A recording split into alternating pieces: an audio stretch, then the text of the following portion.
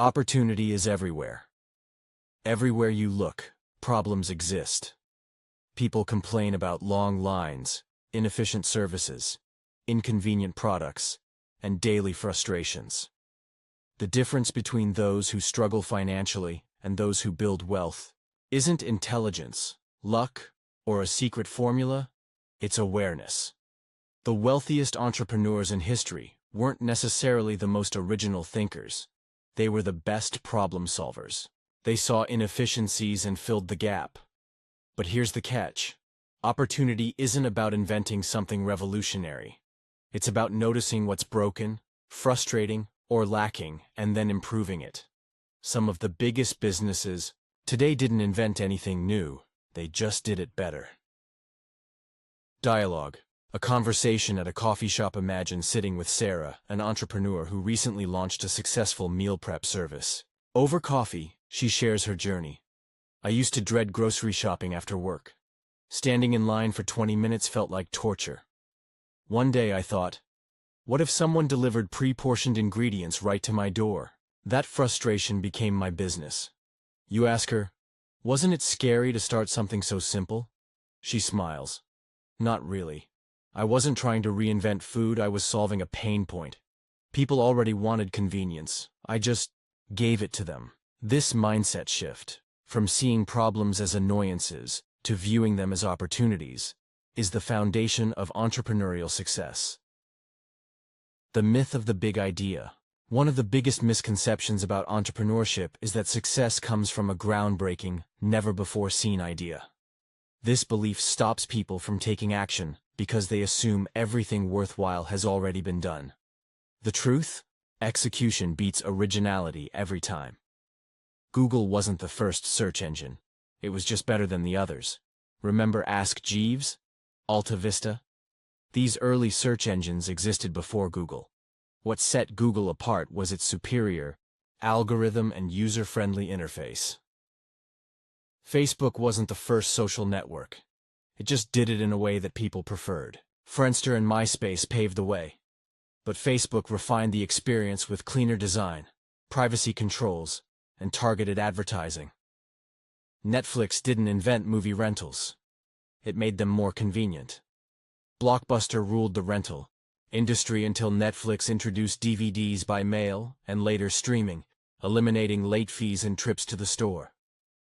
Amazon didn't create online shopping. It just made it seamless and efficient. Jeff Bezos didn't invent e-commerce. He perfected logistics, customer service, and pricing strategies, creating a retail giant. The pattern here is simple. Success comes from improving what already exists. Instead of hunting for a mythical, one-of-a-kind idea, focus on fixing something that people already use but don't love. Real-life example. Airbnb versus hotels. Hotels have been around forever. Yet, Airbnb disrupted the hospitality industry not by inventing lodging, but by offering travelers unique, affordable, and flexible accommodations. Their founders recognized a gap. Empty rooms in homes could be rented out to tourists tired of cookie-cutter hotels. By addressing this need, they built a $100 billion company, recognizing hidden opportunities. Most people walk past opportunities every day. They experience frustration but never ask, can I solve this? To train yourself, to see opportunities, listen for key phrases like, I hate. What annoys people? Hate is a powerful indicator of a broken system. For example, I hate waiting in line at the DMV could inspire an app that streamlines government processes. I wish there was unmet demand signals. Potential success. I wish there was a cheaper alternative to gym memberships, led to Planet Fitness's low-cost model. Why is this so hard? Complexity is an opportunity for simplification. Why is filing taxes so complicated? Inspired TurboTax to simplify tax preparation. This is so expensive. High prices often mean the market is ripe for a more affordable solution. Expensive razors led to Dollar Shave Club's subscription-based affordability.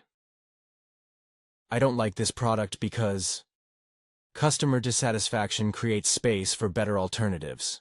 Complaints about bulky fitness trackers open the door for sleeker designs like Fitbit. Eavesdropping on frustration. Picture yourself standing in line at a crowded cafe. You overhear two customers grumbling. Customer 1. Ugh, why does ordering take so long? There should be an app for this. Customer 2. Yeah, and half the time they get my order wrong. Instead of joining their complaints, you jot down notes. Could a mobile app streamline orders? Could customizable options reduce errors? Suddenly, inspiration strikes. Not because you're brilliant, but because you're listening. Case study. 1.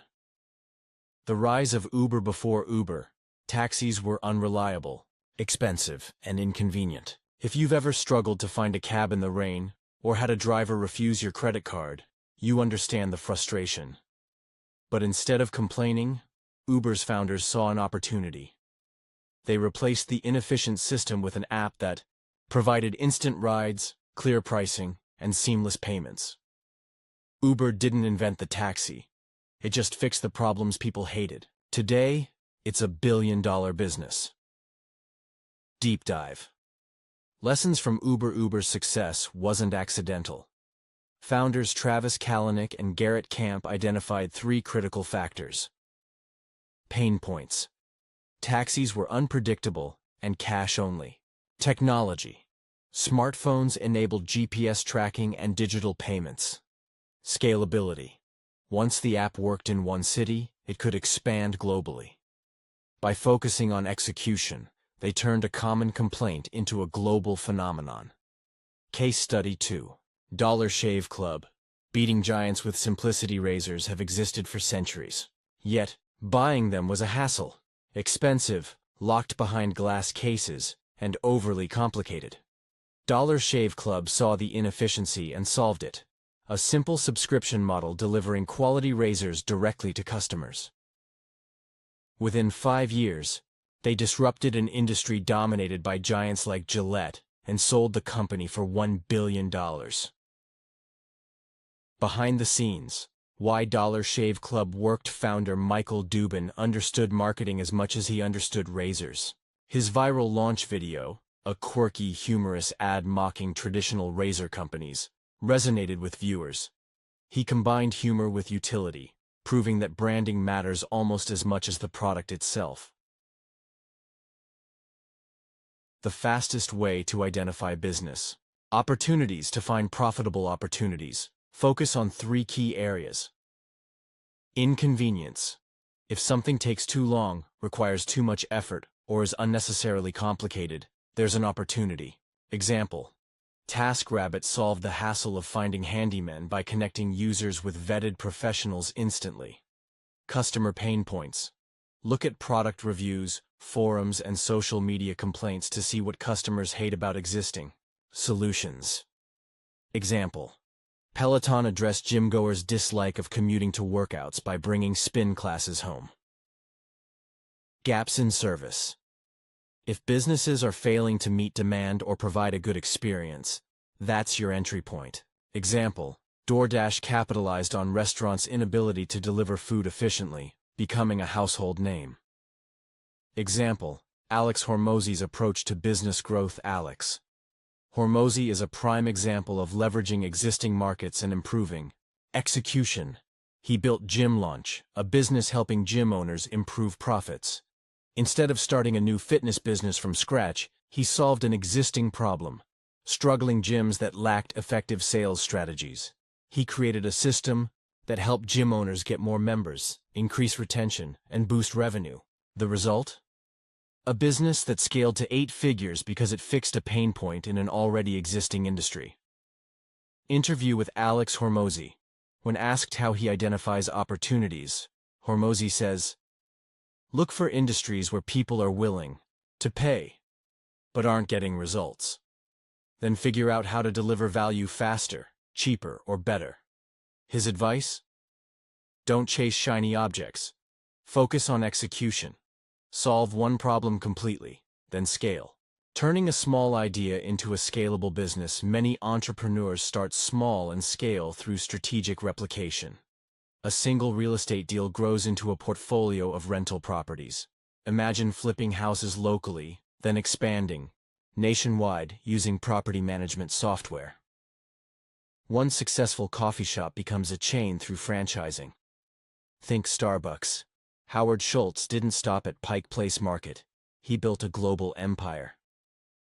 A single product evolves into an entire brand with multiple variations. Apple started with computers, then added iPods, iPhones, and wearables, dominating tech. The key isn't just launching an idea, it's improving, scaling, and optimizing it over time. The one-store mentality versus the 100-store.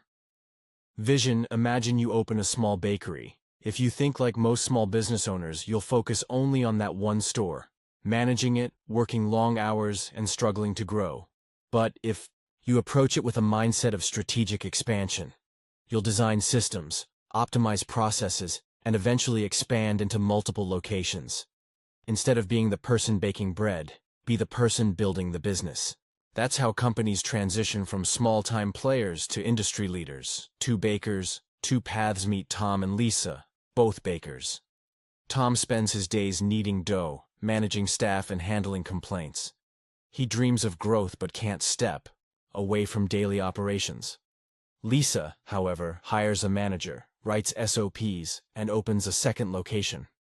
Within 5 years, she owns 10 bakeries while Tom still struggles with one. Their difference? Vision. Lisa saw beyond one store and built a scalable system. Execution. The difference between winners and dreamers. Ideas don't create success, execution does. A mediocre idea executed with excellence beats a brilliant idea that never gets implemented. Many aspiring entrepreneurs spend years waiting for the right moment or the perfect concept. Meanwhile, those who take action, even with a flawed plan, are the ones who make progress. The best way to start? Solve a small problem, get feedback, improve, and scale. Dialogue. A mentor's advice. Your mentor leans forward and says, "Stop waiting for perfection. Start imperfectly, learn quickly, and adapt. Progress compounds over time." Open roads are everywhere.